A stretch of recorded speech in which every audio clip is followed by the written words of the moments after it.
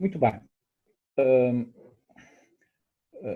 Espero que a imagem esteja a ser recebida em boas condições e então, retomando o que eu estava a dizer.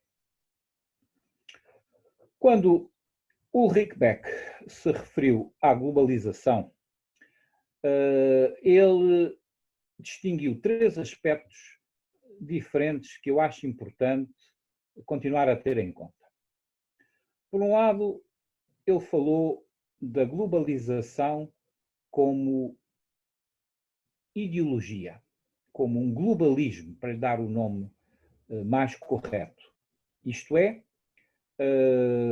existem agentes políticos, económicos, sociais, que apontam e apostam numa convergência dos fatores das várias sociedades, apontam que isso é desejável, que é execuível, e, portanto, cada um no seu setor participam desse globalismo que conduz a uma uniformização das culturas. Podíamos quase que usar a metáfora: o mundo é plano, no sentido metafórico, o mundo da McDonald's, evocando um célebre livro chamado McDonald's contra Jihad. Enfim, todas as imagens que nos sugerem de que existem setores, forças culturais e sociais e políticas apostadas e, em último caso, económicas, sendo que o vetor económico seria quase o maior contribuinte para esse globalismo, isto é, a globalização como ideologia. É o primeiro aspecto.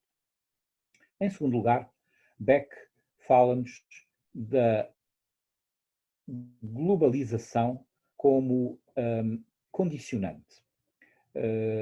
E, nesse sentido, podíamos usar o termo globalidade. É o que estamos a fazer aqui.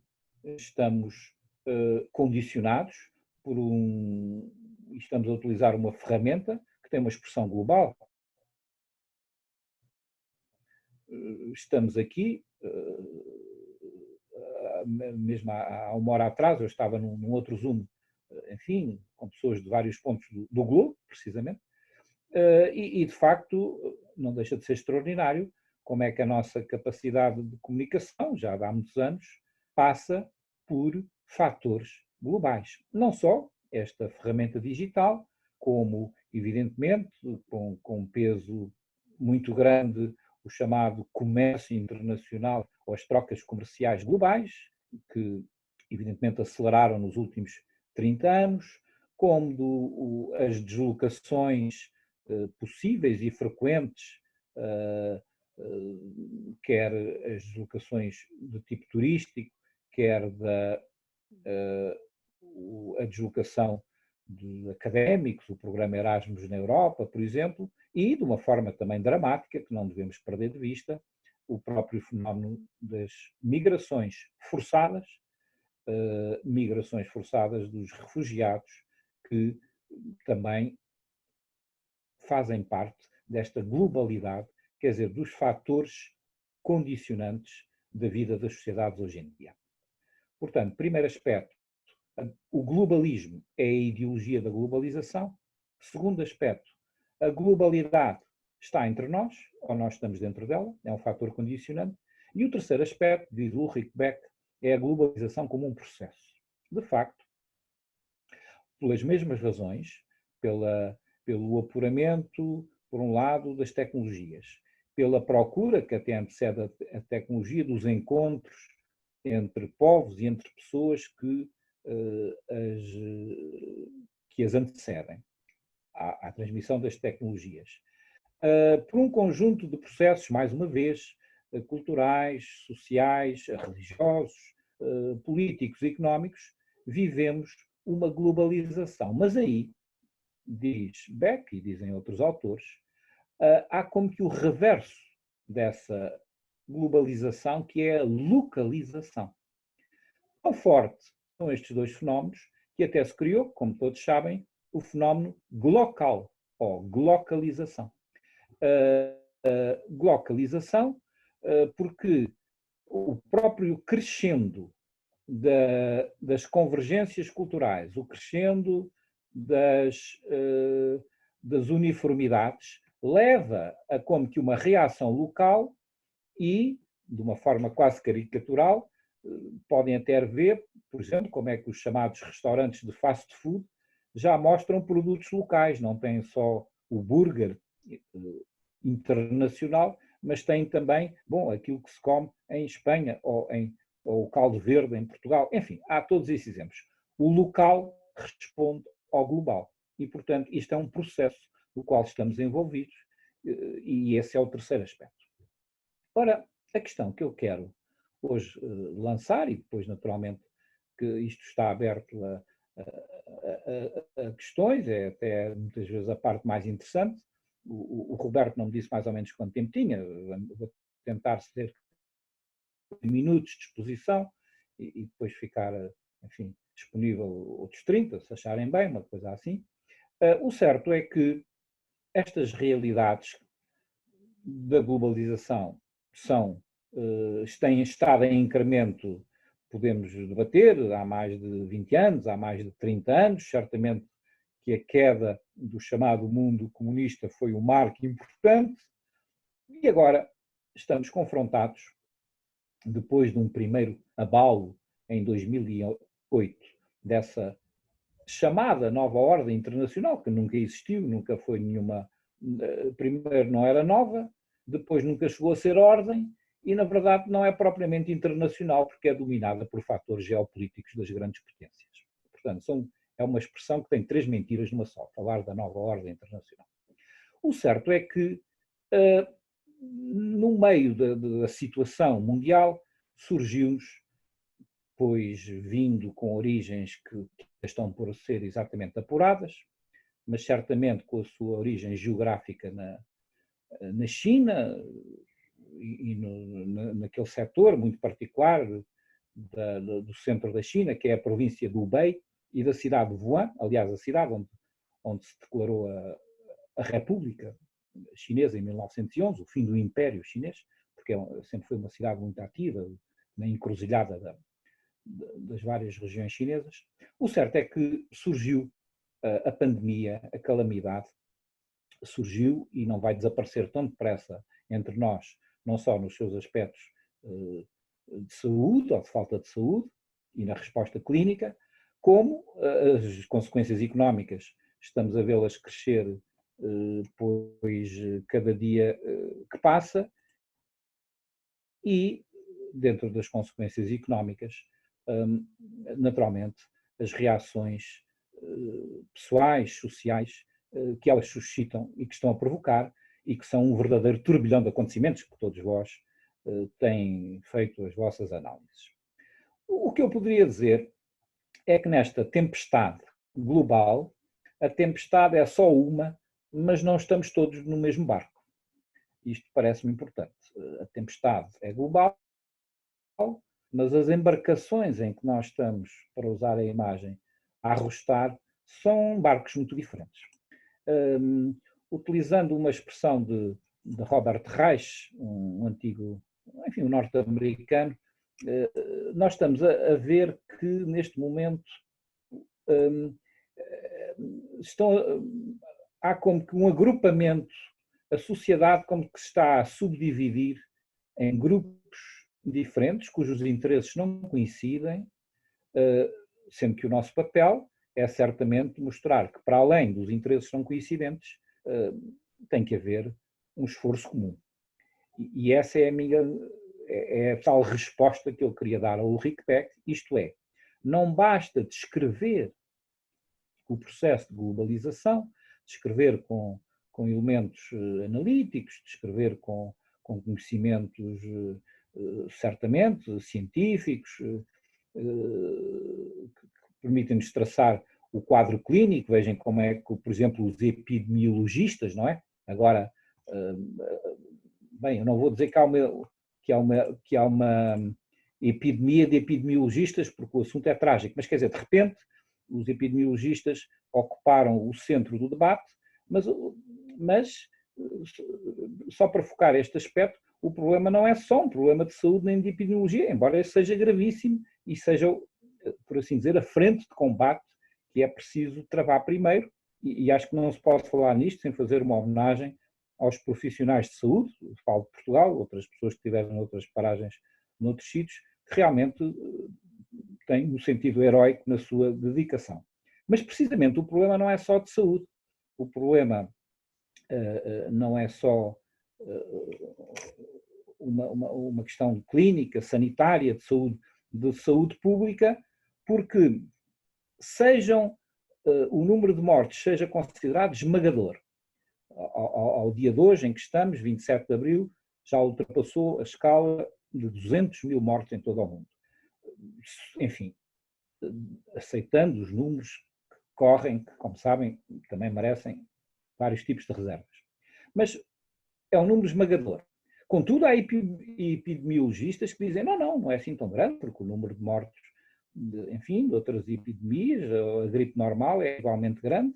Só para dar o exemplo português, a média portuguesa de 2019 é qualquer coisa como foi de 309 mortes por dia. Hoje, no dia 27 de abril, em Portugal, aparentemente houve, não sei, creio que foi 27 mortes. Tem sido o número, 25, 30 mortes. Bom, então os epidemiologistas dizem, afinal não é assim tão grave. Ora bem, isto é o tipo de afirmação que se pode fazer, mas que corre o risco de ser científica até, portanto há um debate entre os cientistas, se é muito grande, se é muito grave. Isto é muito importante para fazer as projeções de como é que vai evoluir a pandemia, importantíssimo,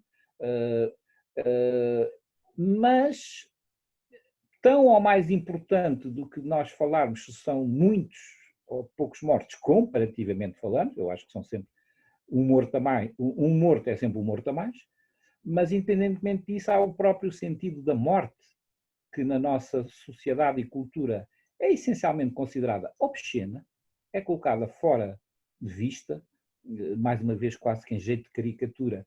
Os carros funerários eram pretos, tradicionalmente.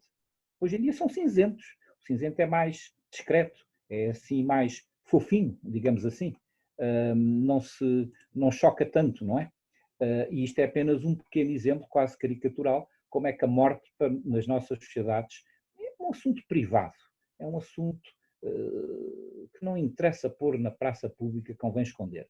E, portanto, não é muito importante, ou não é só importante discutir o número bruto de falecimentos ou diretos da Covid-19 ou de falecidos com Covid-19, isso é que dá grandes disparidades nos números, por exemplo, da Alemanha e de outros países do centro da Europa, mas é preciso debater outros aspectos, lá está, antropológicos, sociais, do impacto que tem a morte nas nossas sociedades. O que é que isto significa? Significa, porquê?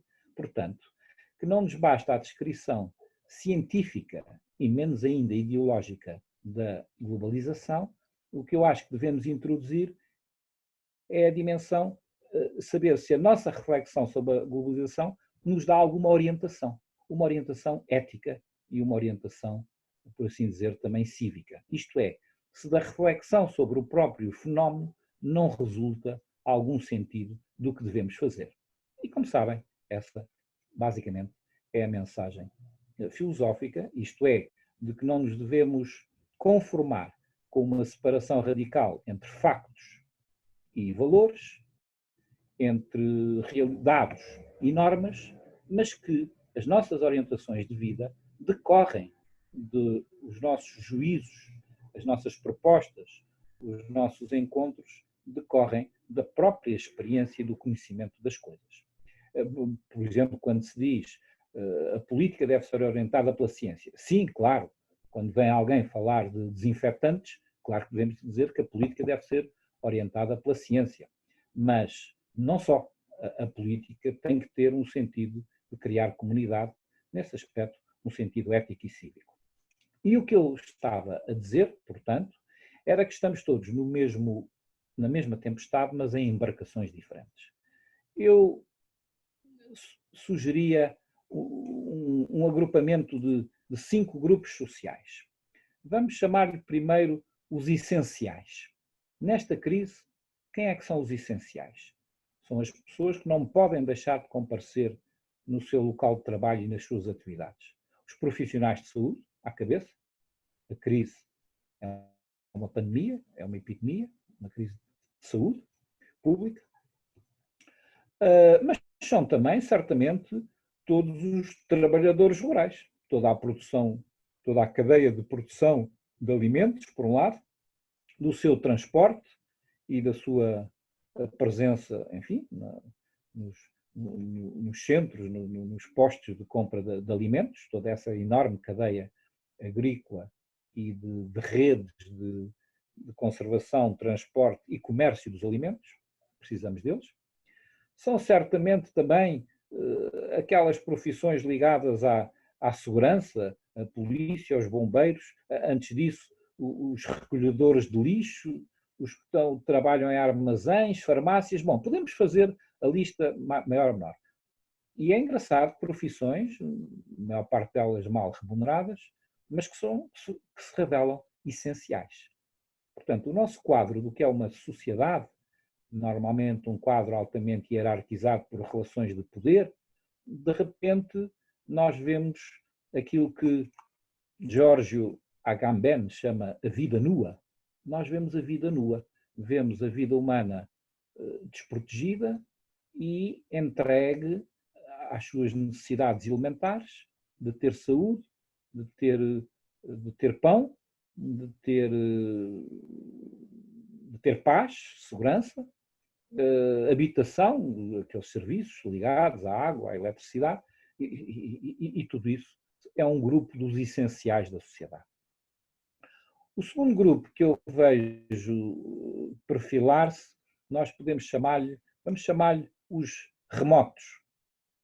São aqueles que, como nós, têm a possibilidade de fazer o seu trabalho à distância, o teletrabalho. Não é só no ensino, não. Na verdade, isto surge em muitas outras profissões. Todos os que podem trabalhar com os computadores, com as teleconferências, como estamos aqui, com documentos digitais, isso abrange, e já se sabia que abrangia, desde os seguros até aos impostos, até, enfim, tudo o que não exige atendimento direto ao público pode ser feito, consultorias, é um conjunto de pessoas que podem estar em trabalho remoto, digamos assim. É certo que o ensino é uma exceção, porque o ensino sem ser presencial também não é ensino, mas que as ferramentas digitais e de comunicação à distância são importantes, são. Em terceiro lugar, eu diria que há o grupo dos trabalhadores que são, ao mesmo tempo, independentes e dependentes, quer dizer, dos trabalhos que exigem proximidade. Ou seja, vejam tudo o que é o turismo, os hotéis, os restaurantes, talvez, ainda antes disso, os comerciantes ou os pequenos comerciantes, e depois toda aquela série de profissões que vai desde os fotógrafos aos cabeleireiros, enfim, tudo o que exige proximidade tem a sua vida ameaçada com o distanciamento social que a ciência e a saúde pública estabeleceu como o fator que faz a diferença entre a grande propagação do vírus, quando não há distanciamento, e a sua menor propagação até à eliminação possível com o distanciamento social. Portanto, as profissões que exigem presença estão noutro grupo social e as pessoas que, enfim, estão a ser afetadas nos seus empregos, nas suas remunerações. Vejo um quarto grupo, que é o grupo que vamos chamar dos pensionistas. Nas sociedades europeias é um grupo crescente. A média de idade tem vindo a subir. Portugal, por exemplo, tem uma média de idade de 44 anos, neste momento. É a média. A falta de natalidade tem agravado este aspecto e, portanto, os pensionistas, sobre eles incide o pensionista, se tem 65, 70 anos, 75, está a incidir sobre ele um certo estigma social. Ou seja, não é por ser pensionista, é o fator da idade. No limite, há quase uma luta de gerações.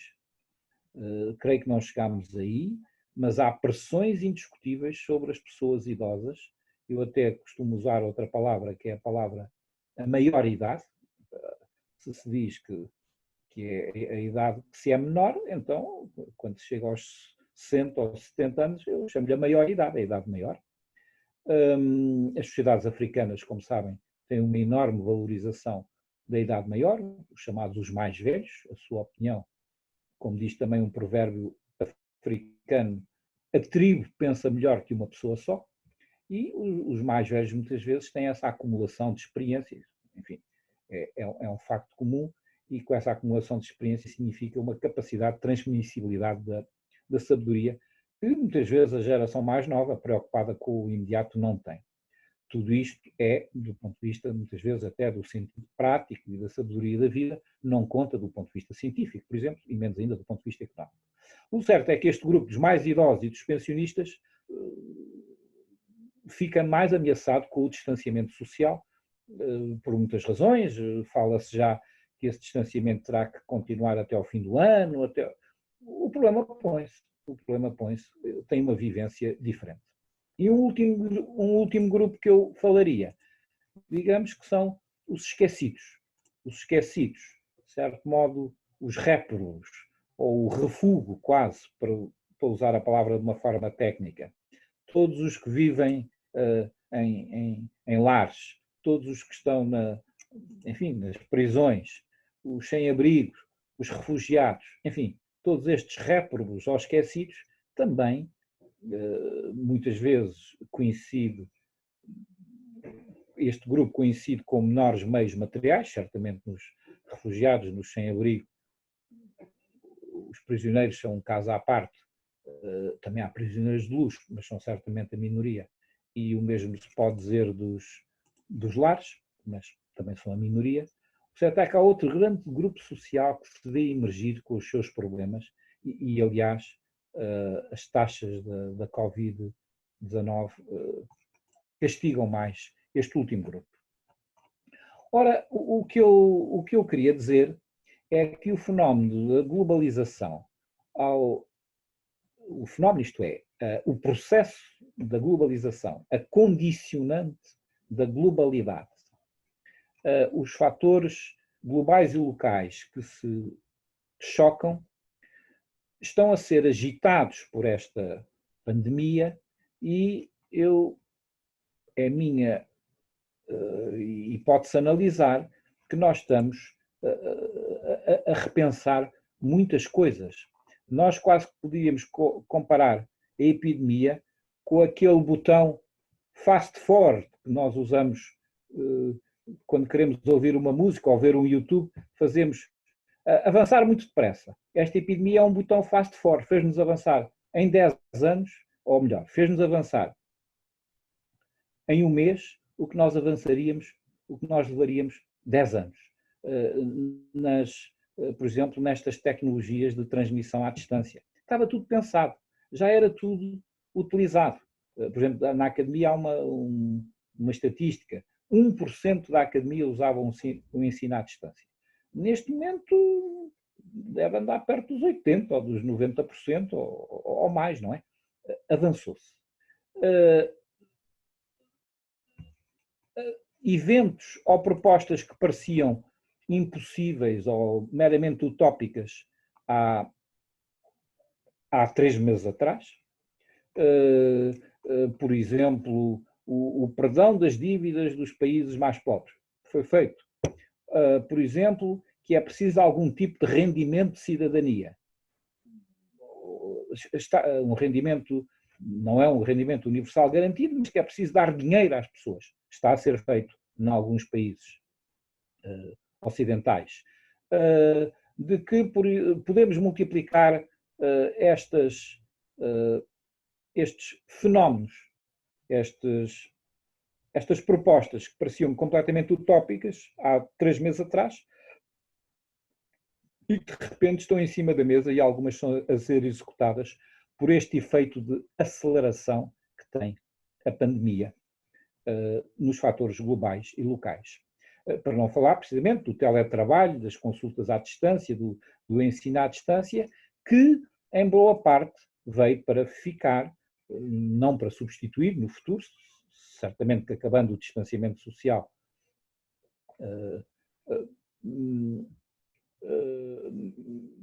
muitas das atividades de rotina que nós tínhamos serão restabelecidas, mas para usar uma expressão que é importante, haverá um novo normal. E o que é esse novo normal? Não sabemos. Eu, pelo menos, eu não sei. Mas consigo pensar algumas das suas características. E o importante não é pensar, mas saber se da nossa experiência, mais uma vez, da nossa experiência e até do nosso conhecimento científico do que se passa, nós podemos encontrar aí alguma orientação, alguma sabedoria de vida, alguma ética e algumas normas. Não é por acaso que é o novo normal. Normal é preciso pensar nesta palavra. Normal, normalidade, norma, código, ética, mas que norma, o que é esta normalidade? Portanto, não é apenas a rotina histórica ou a rotina do que se faz como sempre. A normalidade é um padrão cultural, é um padrão psicológico, é um padrão social e político. E por isso é que estamos a falar de coisas muito graves quando falamos da nova normalidade. E é sobre isso é que devemos fazer incidir os debates que, infelizmente, os meios de comunicação de massa não estão preparados para isso. As televisões são essencialmente, vou exagerar, mas são parecidas hoje em dia com a profissão da recolha do lixo, não é? As televisões recolhem boa parte do lixo cultural e das opiniões, com exceções extraordinárias, os canais de cabo, canais especializados, alguns opinantes, mas do modo geral o efeito da televisão está ultrapassado, mas também não é só por maldade ou por ignorância ou por malícia, é porque é uma ferramenta que não é, vou tentar simplificar, não é uma ferramenta dialógica. Enquanto que nós aqui, enfim, enquanto que o encontro pessoal é sempre dialógico, falo eu, falas tu, eu aprendo com o outro aprende comigo, aprendemos em conjunto, a televisão é uma ferramenta unilateral. Há o emissor, o dono do programa, e há o receptor. Enfim, é um esquema que se presta muito bem para as análises behavioristas, mas não é dialógico. Não há verdadeiramente encontro na televisão. Sim, podem-se escrever umas cartas ao provedor e fazer umas coisas e pôr duas pessoas a falar, mas depois os jogos de poder e de autoridade contaminam toda a comunicação televisiva. Infelizmente é essa que ainda está mais disponível, embora agora, cada vez mais, compensada, lá está, por estas redes de comunicação, que já têm mais de 15, 20 anos, pelo menos, não é? Mas que agora é que estão a chegar ao de cima e que são muito importantes para recriar o novo normal através da reflexão, enfim, e do que eu acho que se pode encontrar na reflexão no encontro de valores. E por isso também não aprecio que se diga que depois desta, ou melhor, que se dê como horizonte desta crise, desta calamidade, calamidade de saúde, crise económica, problema que envolve disfunções e distorções, como é que eu ia dizer, psicológicas para aqueles que estão em confinamento ou que estão em situação de exposição para os profissionais de saúde. Não gosto nada que se aponte como horizonte, para usar uma expressão também vaga e popular, vamos ficar bem, no fim vai ficar tudo bem. E porquê é que acho essa expressão profundamente errónea? Porque nós já não estávamos bem. O que esta crise veio revelar é que a sociedade já estava presa de profundos desequilíbrios humanos, sociais, culturais, económicos. Infelizmente a escolha é grande. até ambientais, com a questão da poluição. Todos devem ter visto as fotografias, as reportagens, os filmes, que mostram que com a diminuição brusca da circulação rodoviária, do fim da emissão dos gases, enfim, pelas fábricas, de repente, por exemplo, as grandes cidades, desapareceu boa parte da poluição. Há um evento que diz tudo. Na Índia, 120 quilómetros de distância, pela primeira vez, avistou-se os Himalaias, que é uma coisa extraordinária, não é? Ou seja, a Índia é altamente poluída. E há muitos outros exemplos. Portanto,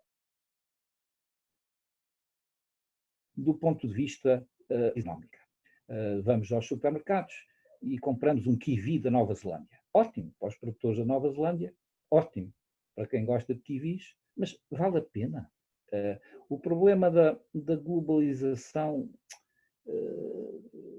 tem que ser levado a esse ponto. De uma forma mais dura, evidentemente, isso merecia mais análise, e eu não quero ultrapassar o tempo, naturalmente que a globalização económica era dominada, ou era hegemonizado, o termo correto é hegemonia, das chamadas multinacionais, que aproveitaram para deslocalizar do Ocidente para a China, é um processo que tem mais de 30 anos, e eu tenho pena, mas há uma frase atribuída a Lenin, ele nunca a escreveu, mas a frase corresponde ao pensamento dele, quando ele em 1919 disse: os capitalistas hão de nos vender a corda com que os havemos de enforcar. Pode ser uma frase simplista, mas é a melhor frase para descrever as relações entre o Ocidente, entre a Europa, os Estados Unidos e a China. Porque são duas faces de uma mesma moeda. É uma moeda que está a girar, tem uma cara, tem uma coroa, tem a coroa do Ocidente, a cara do Oriente, ou vice-versa, e essa moeda vai cair para um lado ou para o outro, não sabemos qual, mas já estava a girar de uma forma frenética, porque induzia fortes distorções nos equilíbrios das sociedades ocidentais e, naturalmente, tudo isto debaixo da enorme hipocrisia dos direitos humanos, porque os direitos humanos eram usados com dois pesos e duas medidas. Muito bem, há direitos humanos nos Ocidentes, legislação laboral, aplica-se. Na China não interessa, vamos lá fazer barato, vamos importar barato. Os chineses que se amanham ou que se arranjem, aí já não conta os direitos humanos. Ora bem, isso é o contrário de um espírito, podíamos dizer até, cosmopolita, para recuperar o espírito da cosmópole, que farei uma outra intervenção, que nos vem dos estoicos, a ideia de que existem realmente fins comuns à humanidade e não apenas interesses específicos de grupos. E, portanto, eu podia continuar esta série de que o nosso normal já não era bom. Não era bom do ponto de vista... Este bom é um juízo muito forte, eu sei que estou a fazer um juízo valorativo muito forte, eu diria mais, de uma forma mais, se quiserem, prudente, já vivíamos profundas destruções da vida social e cultural, e para isso há índices muito objetivos, científicos, como seja desde o consumo de medicamentos, de antidepressivos, desde os problemas que se acumulavam nas sociedades europeias, portanto, problemas psicológicos, desde a questão de não se tratar da integração dos refugiados, a própria incapacidade dos países que exportam os refugiados, os chamados Estados falhados, de não criar condições para os seus naturais ficarem lá. Ou seja, a pandemia é uma doença que veio destapar um mundo mais doente do que nós podíamos pensar. É uma doença que radicaliza. E nesse aspecto, penso que a reflexão que se possa fazer sobre ela, felizmente desapareceu da praça pública aquele género de frases fundamentalistas, do castigo divino, isto desapareceu, houve progressos, digamos assim, na mentalidade social, e, portanto, devemos encarar esta calamidade, para além de socorrer quem precisa, claro, na medida em que cada um contribui, devemos encarar como uma uma oportunidade, como é sempre uma crise, de saber qual será o novo normal, para onde é que queremos ir. E este para onde é que queremos ir, a meu ver, deve partir da própria, reflexão filosófica, científica, sobre os dados da realidade, não é pregar uma moral, mas é encontrar no grão, no granulado, nas articulações do que se está a passar, encontrar uma orientação do que devemos fazer. Portanto, como primeira intervenção, eu estou a olhar aqui o relógio, 40 minutos, um bocadinho mais, eu gostaria de ficar aqui nesta primeira intervenção e o Roberto Junqueira talvez possa orientar, não sei bem como é que se passam as coisas, mas se há algumas perguntas, seria a ocasião de ouvir.